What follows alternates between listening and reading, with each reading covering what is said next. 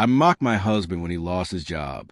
At first, it felt harmless, just a few sharp remarks and moments of frustration. But over time, those words became knives.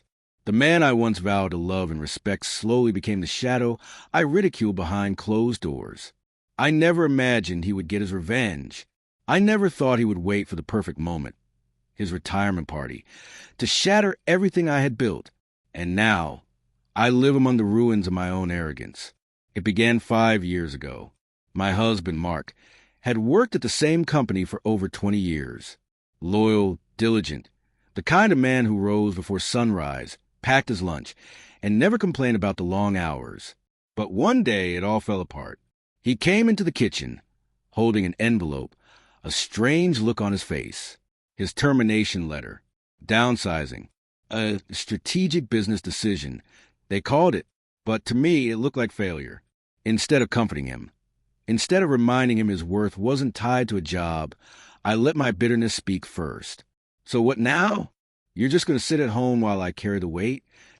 I said it casually, as if it were nothing, but the look on his face told me it was far from casual. At first, he brushed it off. He said he would find another job, that it was temporary. But weeks turned into months, and rejection after rejection piled up. I grew colder, sharper. Every time I saw him on the couch, fiddling with chores, my resentment simmered. Some man you turn out to be. I spat one night after a glass of wine loosened my tongue. He didn't argue. He simply sat in silence, jaw tight. But here's the thing. Mark wasn't idle. He was planning, and I was too blinded by my own pride to see it. Over those months, I poured myself into my business.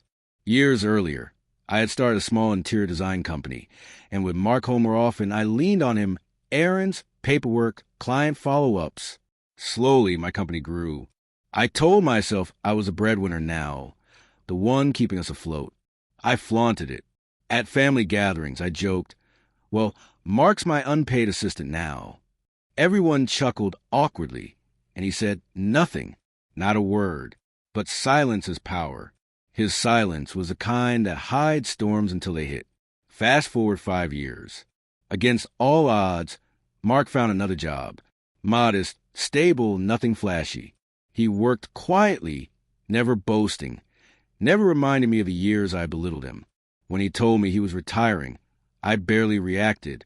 About time, I muttered, rolling my eyes, convinced it was just another chapter of his uselessness. Then came his retirement party. It was grand, the hall filled with coworkers, family, old friends. I walked in smiling, dressed to impress. Sure, it would be another night where my husband played second fiddle to me and my accomplishments. But Mark had other plans. When it was his turn to speak, he rose calmly, holding the microphone with that quiet strength I once admired. He thanked colleagues, mentors, family. I clapped, smug, waiting for him to mention me. And he did, but not the way I expected. He looked directly at me. For years, I was mocked in my own home for losing a job, for being less than a man. I stayed silent because I knew time would reveal the truth. Tonight, I want to share that truth. The room went silent. My smile froze. He continued, when I was out of work, I helped build something. Not my own business, but hers. He pointed at me. My chest tightened. He pulled out files, receipts, documents I barely remembered giving him. Every client I had, every deal I signed, I had handed him the reins. While I mocked him, he built my empire. But here's the twist, he said. Her empire was built under my name. Every asset, property, account, it's mine. And as of tonight, I'm taking it all back. Breath caught, heart pounding. Gasps and whispers rippled through the crowd. I tried to speak, to interrupt, but he raised a hand and kept going. You mocked me for years. You turned me into a punchline. But I never forgot who I was. I'm not your unpaid assistant. I'm the man who built everything you bragged about. And now I'm done. He dropped the microphone. The hall erupted. Applause, shock, whispers. I stood frozen, humiliated. Mark walked out without a glance, leaving me amidst the ruins of my cruelty. Later that night, I discovered the full truth.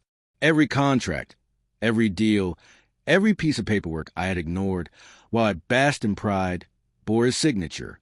He had been meticulous, patient, calculating. My company, my house, even the accounts I thought were mine, legally, they belonged to him. He hadn't just destroyed me publicly. He dismantled everything I built, brick by brick, until nothing remained. And the worst part? He had every right. Now I sit here, staring at the wreckage of my life. The man I mocked, belittled, dismissed, he is gone, free, proud, untouchable. I am left with nothing but the bitter taste of regret. They say revenge is best served cold.